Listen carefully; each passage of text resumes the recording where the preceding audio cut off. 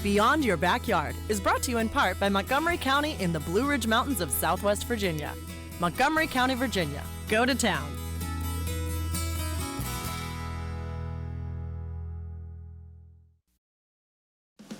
Hi, I'm Erik the Travel Guy. We're hitting the ground running for part 2 of our visit to Little Rock, Arkansas. My name is Erik Hastings. Yeah, that's me. And for as long as I can remember, I've always loved to travel. And I still do today. Airlines, hotels, cruises, new places, delicious food. I love all of it. And that's why I've been traveling the world professionally, doing the very same things you can do for more than a decade. So please consider this a personal invitation to join me each week on my mission to get you traveling more than ever before. Because while the world is a pretty big place to explore, your next vacation is waiting to be discovered not just around the globe, but perhaps just around the corner. Let me introduce you to the places, people, and secrets I've discovered that remind me just how exciting it is to be alive, and hopefully will inspire you to get out of the house and into your next great adventure. I am Erik the Travel Guy, and this is Beyond Your Backyard.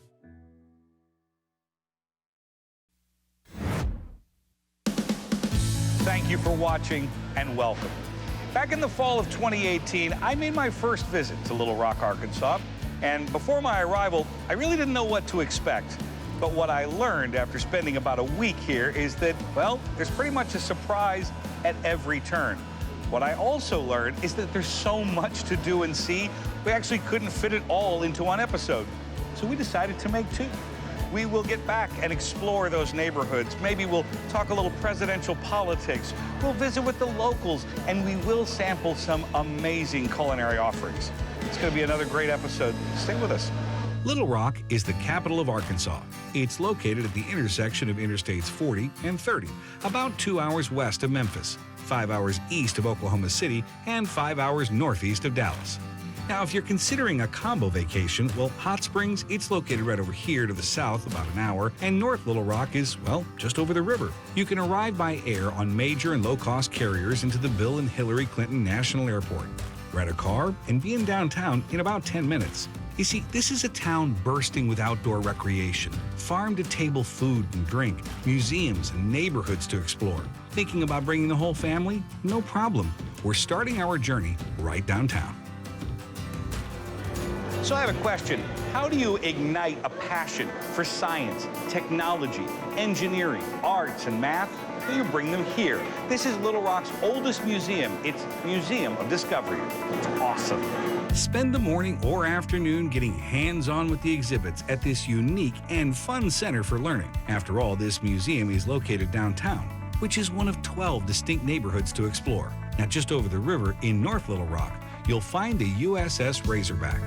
After all, when was the last time you took a tour of a decommissioned World War II-era submarine?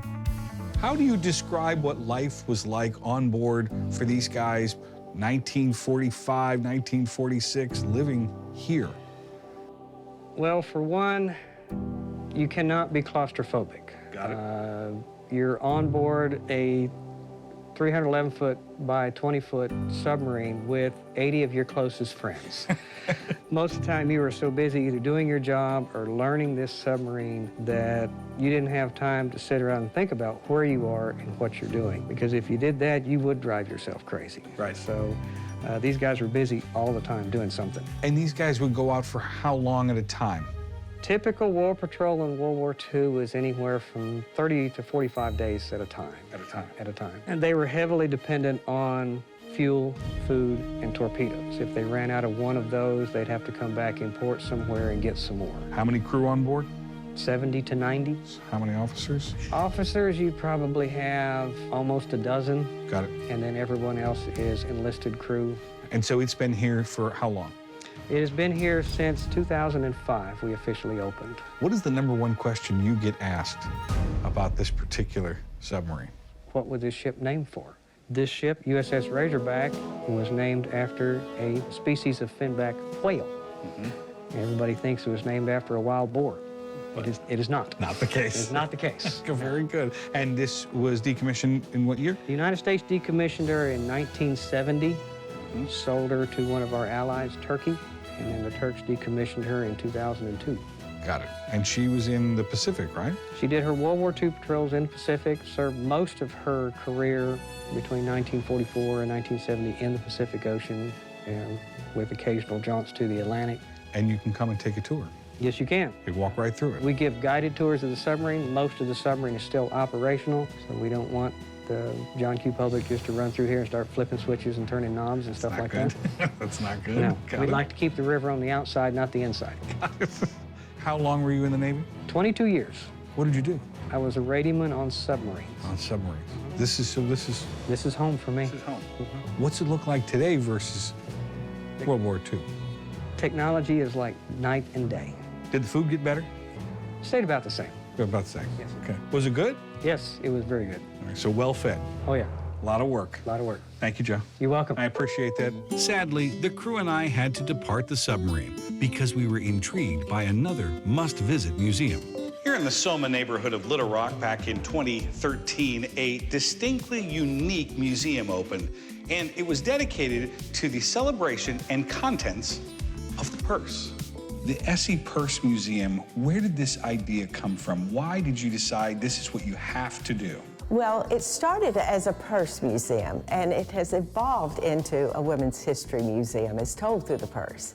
So we're just using the purse as a vehicle to tell all women's stories from the United States. And if I understand it correctly, there's only 3 of these types of museums in the world? Ours is a little bit different. The other 2 are Seoul, South Korea, and Amsterdam. And ours is a women's history museum, not just focused on the purse. We're trying to honor our mothers and our foremothers. And so each one of the displays goes through a decade, is That's that right? right. Or an era, I would Yes. imagine? Of course, my favorite being the travel section. Of course. I love that Yes, section. yes. When people come through the museum, what do they tell you that they are most surprised by? They love the first 3 because the purses were smaller, and you don't really see a whole lot of purses like that. Most collectors have collected the mesh bags and the beaded bags. Mine are a little more eclectic than that. It seems like they might be like suede and celluloid and that sort of thing. The materials are a little different than most collectors. A lot of people have not seen that kind of purse. And then we move to the 30s, and the cases get bigger, and it tells more. But I mean, of course, the first 3, they didn't have very many things to put in their purses. So purses were smaller. Right. So we started carrying more and more things. Yes. And now we have enormous purses, and we have to have little totes to go along and carry the rest of it. What's interesting about each one of these cases that you see that women, they carry different things in different eras. Exactly. Why is that? Well, their lives were different. You know, in World War I, the men were all away at war, and then same thing in World War II. Women had to go back to work, and the materials were not available for the usual purses that they'd carried, and then their items would be different in their purses according to where they worked. Do men enjoy the museum as much as women? Absolutely. If Why? we can get them in the door, their foot in the door, then they're amazed, because this is the mystery. This is a big mystery of what we carry in our purses, and now we're just letting the cat out of the bag. That's very true. It's true. I never went into mom's purse or my wife's purse. Well, there's no telling what you would find in that purse. That's very true. This is awesome. It was good to meet you, and thank you for showing us around. So enjoyed it. Here's something you may not know. Little Rock locals, well, they love their food, but more specifically, they love quality food. And of course, we're talking quality ingredients. And you may be surprised to learn how much farmland there is here, and that's why this particular place is terribly successful. It's called the Root Cafe, and it is farm to table at its finest. So come here for a meal, no thank you card necessary.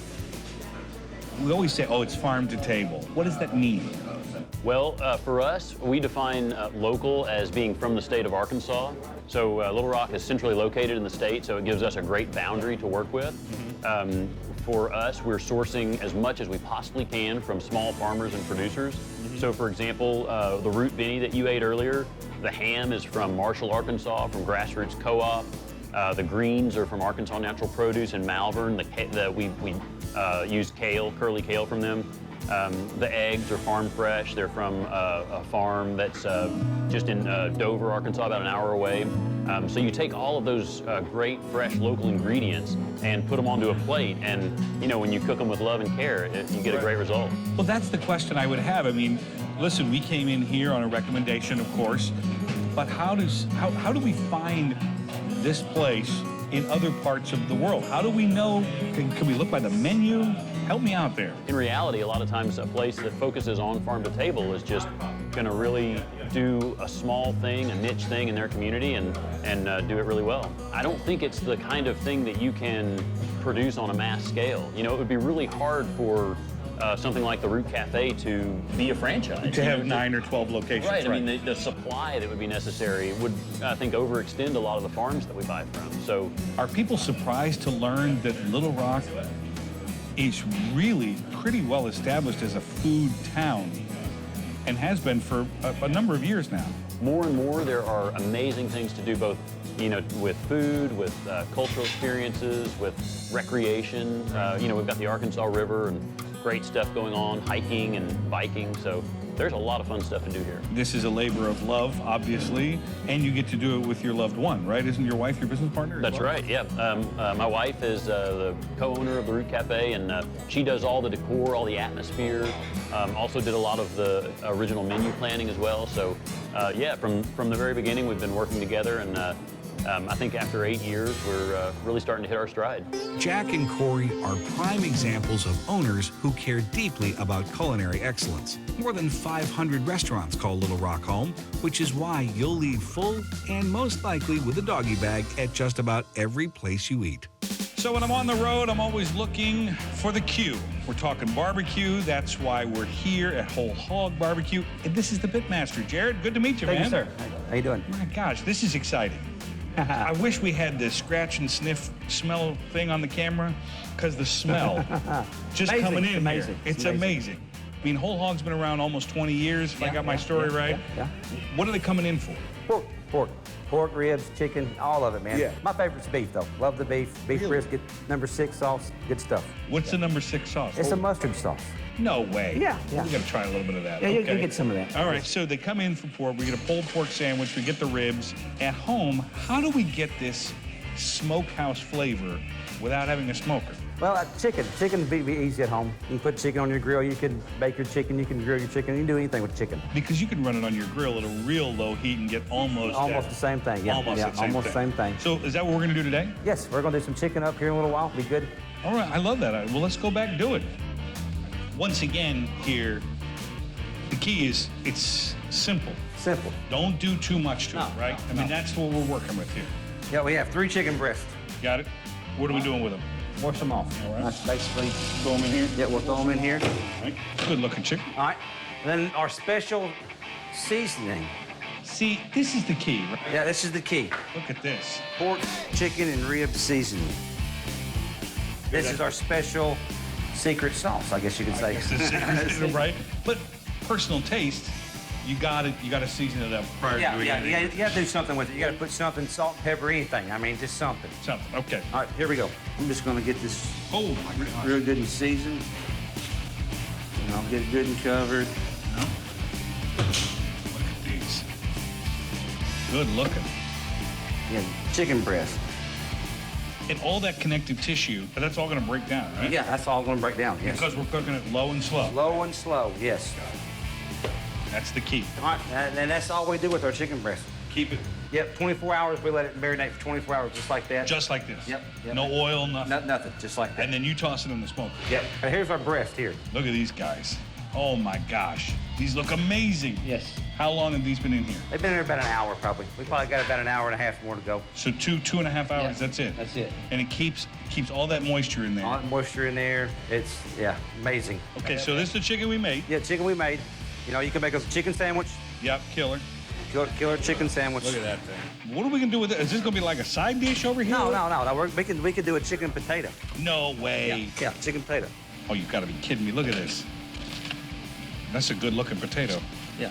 I see you got the small potatoes for us Yeah, today. small potatoes today. Now we can add, you can put your chicken on it now. Maybe we can get our sour cream, all the good sides. Throw it on there, yeah. Sauce it up. Sauce it up.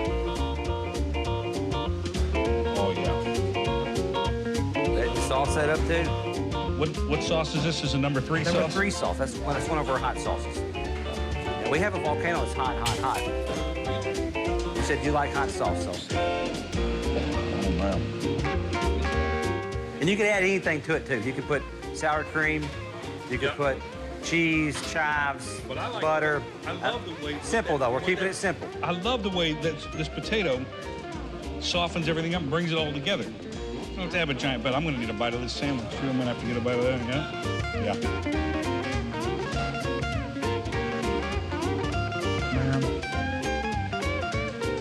Man. I always take too big a bite. I can't say anything. My mouth's full. Brother, thanks for this. Yes, sir. Thank you, man. Outstanding. I'm just going to take this and go sit down. That's what I'm going to do. Thanks, Jared. Yeah, thank y'all. Little Rock is steeped in history. That's why while you're here, you have to make a visit to the Central High School National Historic Site. It's a living civics lesson in the civil rights era. In 1957, the Supreme Court ordered integration of all U.S. schools. Here at Central High, 9 African-American students, known as the Little Rock Nine, were chosen to integrate to the school. The 9 were met by thousands of angry protesters who blocked their entrance to the school, and the National Guard was later called in to help the students safely attend classes. Their story is highlighted throughout the museum, and it's something that all visitors should experience to fully understand how brave those young men and women were. Truly the pride of Little Rock. Oh, and here's a tip. Park ranger guided tours are given on weekdays, but you need to make a reservation at least 24 hours in advance. But trust me, it's worth it. For those that don't know what happened that fall in 1957, would you mind? No, I'm happy to do that. In 1957, there were 9 African-American students who were granted permission to be part of the Little Rock Central High School family as a result of Brown versus Board of Ed Supreme Court ruling. Unfortunately, on the day of their arrival, there were riots, there were crowds, and there were lots of people who did not want them to be part of our school. And then we just had the 60th commemoration last year. Help me out just a little bit about what life and schooling was like, pick a year, 1956, 1955, for African Americans here in Little Rock. Well, they were in a separate school, and so they were getting an education that was not equitable. They were getting the old textbooks from our school. They weren't getting new materials and resources, and that was the whole idea, that there was to be equal opportunity and equity for all children, which is why the 9 were sort of the test case for coming to a segregated school. Looking at where we are today, obviously it's kind of a no-brainer that these kids should have absolutely equal opportunity in education. How difficult was it for the educators? I mean, if you read the history, there are a ton of them who will say that they just wanted to finish high school, right. that they didn't care who was here. Unfortunately, a lot of those kids, and history will tell you this, did not speak up and help those kids. And so you're dealing with kids who, I guess you could say, were guilty of the sin of omission, sure. Which is what history says, as opposed to, and there were some children, but not very many, who stood up for the Little Rock Nine who did come. I guess I'll give my age away. I was 10 when this happened, and I was living in Long Island. We had our first black and white TV, and I remember clearly looking at the TV or walking by and seeing all this. You know, in those days, you didn't see anger, and TV was, you know, right. Howdy Doody and Winky Dink. And I asked my mother, I said, what is this? And I remember her one word answer, and I remembered it my whole life: ignorance. Nancy, that is ignorance. And of course, who would have ever thought wow. that I'd end up where I am from that experience back in 1957. There was also a committee called the Women's Emergency Committee. There were a bunch of families in Little Rock who, women particularly, who got together, who wanted the schools to be integrated, and they were met with huge opposition, and people's jobs were threatened, and it was quite something. But now people don't realize you're the principal, you've got 2,400 students. You are still a functioning and, dare I say, beautiful high school. Amazing high school that people can come and visit. This isn't just a museum. No. As it could be, an absolutely could be, but it's not. It's the only high school in the United States that's a National Historic Site under the National Park Service. And people can come and take a tour? Every day. We have children every day who come, and adults and tours. You just saw one come in that can come here, and we actually have a route in the school that they can travel in the middle of classes and everything to see what's going on here, and it's beautiful. So the combination of the architecture and the history of this school and the legacy of excellence that we now enjoy make it a really great place to visit. Do the students today understand the significance and relevance of where they go to school, truly? We make them. They don't have a choice. You come to Central High School, one of the first things they learn during Tiger Academy, which is for the 9th graders even before they start, is the history of this school. We teach them about the history of the school, and then all 9th graders take civics. The civics teachers, the first 9 weeks of school, every single one of them takes their classes across the street to the visitor center, to the museum, where they see all the video and they get the full history. Some classes read a book. There's a book called Warriors Don't Cry by Melba Patilla Beals, who is one of the 9, and a lot of the kids will read that book as well. I do character education with the kids, and one of the questions of the students who are selected to be highlighted every month is what you love best about Central. Almost without fail, every single child will say what they love so much about Central is the unique diversity here. I mean, we have students in our school now who come from 26 countries and who in their families speak 29 languages. That's the Little Rock 9, with whom I am friends since I've been here so long and know all of them, are extremely proud of what we are now. Is it a perfect world? There's no such thing as a perfect world. But we have come such a long way. We still, and just looking at where we are in our country right now, we obviously have some work to do. We do. But here at Central High School, we consider ourselves kind of an icon and a role model for other high schools, and so that's our approach. Wouldn't you agree that if we are trying to figure out what the world that we want to live in the future, we can't possibly begin to plan that if we don't understand where we are today, and more important, where we came from? Absolutely. That's a philosophy of mine. History is alive and well, and if you don't teach kids about history and let them know what happened back when, then how do you ever go forward? Thank you for this, Nancy. You're welcome. I am always asking questions. Frankly, my friends kind of find it annoying. Like, for instance, how did Little Rock get its name? Well, this is why I brought you to Riverfront Park, to the Little Rock. River captains navigating the Arkansas River came upon this rock formation and they named it Le Petit Roche, the Little Rock. That rock formation has long been dynamited, and the rocks were used as the foundation for the railroad tracks. Hey, you never know, it might come up on Jeopardy! But listen, we're just scratching the cultural surface here.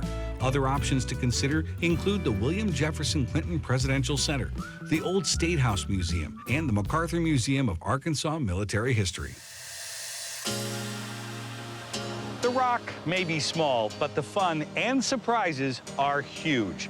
Notwithstanding my play on words, I had a blast exploring Little Rock, and I cannot wait to hear about your next adventure to this unforgettable city.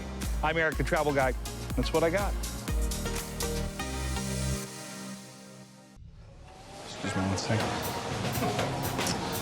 I'd like to conduct our entire conversation like this. Can we do that? Very good. They're going to throw me out of here any second. All right. Now that's not the middle. Just look for the middle. It's real easy to find because there's... See now, that's not the middle. It's not in the middle. Can I shove it over there or no? Looks like Madam Garbage Heap from the Fraggles. All right, but all right. Looks like a volcano. What am I doing? We're gonna miss happy hour if we keep it up like this. What time does the champagne cart come through? What exactly am I doing in here?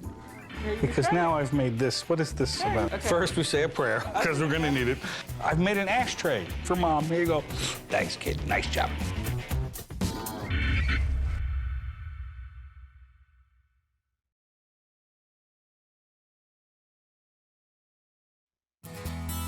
Beyond Your Backyard is brought to you in part by Montgomery County in the Blue Ridge Mountains of Southwest Virginia. Montgomery County, Virginia. Go to town.